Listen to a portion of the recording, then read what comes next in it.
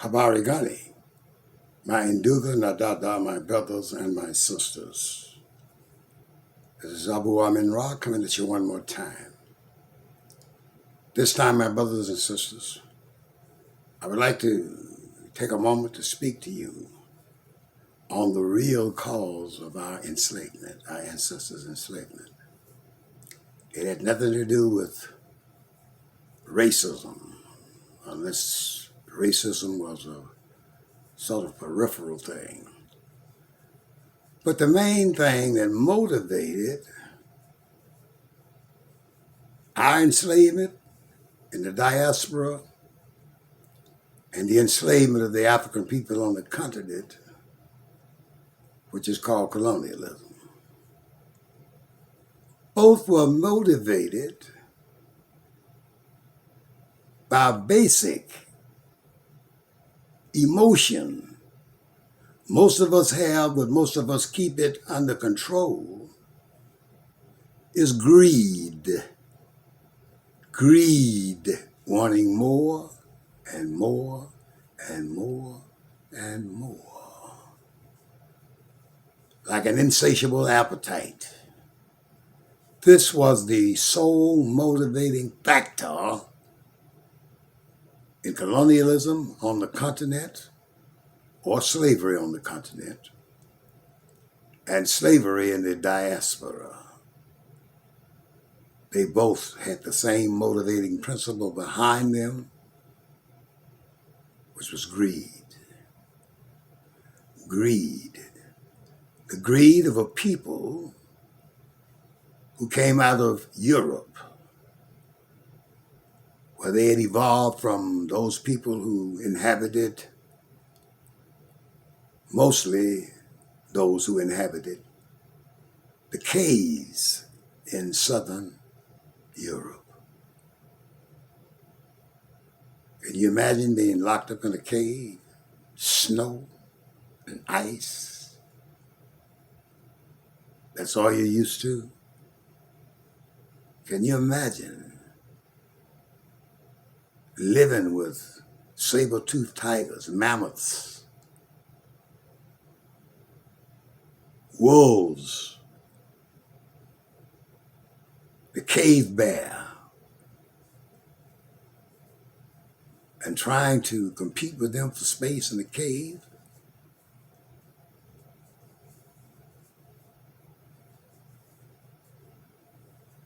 And wishing you were in a better condition than you're in because you had more starving days than you had days of plenty, which were rare, if ever. It was night most of the year, sun for just a little while, then night again. Not enough food to eat. Killing cave bears, pythons. But we won't mess with the saber-toothed tiger, of course, I ain't gonna talk about that cave tiger. But after living there so long, wanting and desiring because of your condition, eating raw meat when you could get it, had to cook it in a pit. And you had a woman who couldn't bring in anything because she was not a warrior. And you had to kill them sometimes and eat them. Listen, my brothers and sisters, greed. Greed is a strong magnetic pull on man. Greed. So you got greed in the brain, but then you got giving in the brain. They're all in the same cycle. Not opposite one another, but all a part of the same circle of life. So when you get greedy enough, and that's something you want in plain sight and you can take it and you're starving, you're going to take it.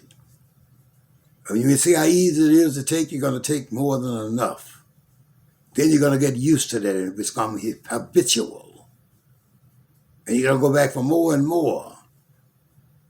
Then you're going to decide to get somebody to get some of this for you. You take out in boats, searching and exploring, trying to satisfy your greed for what your mind convinced you wanted, you needed, you had to have. So that is the motivating factor behind all this enslavement, colonialism, which is still slavery, of African people. It was to satisfy the pull that greed had on them that made them go out through the world, taking what they wanted, whenever they wanted, from whomever they wanted, using their weapons and their brutality to control and take what they wanted. Brothers and sisters, I hope you understand it, because it really was greed, the basic factor, hiding behind the reason for our chattel enslavement. Greed.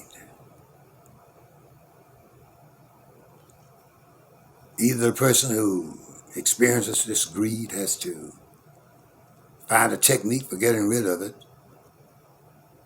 or we must find some way to control them or convince them or do whatever is necessary to bring a halt to them expressing their greed by exploiting and killing and enslaving African peoples throughout the world. Or we must do what we can to assist them in whatever way we can in divesting themselves of this property called greed. Once again, my brothers and sisters, peace and hotep to you.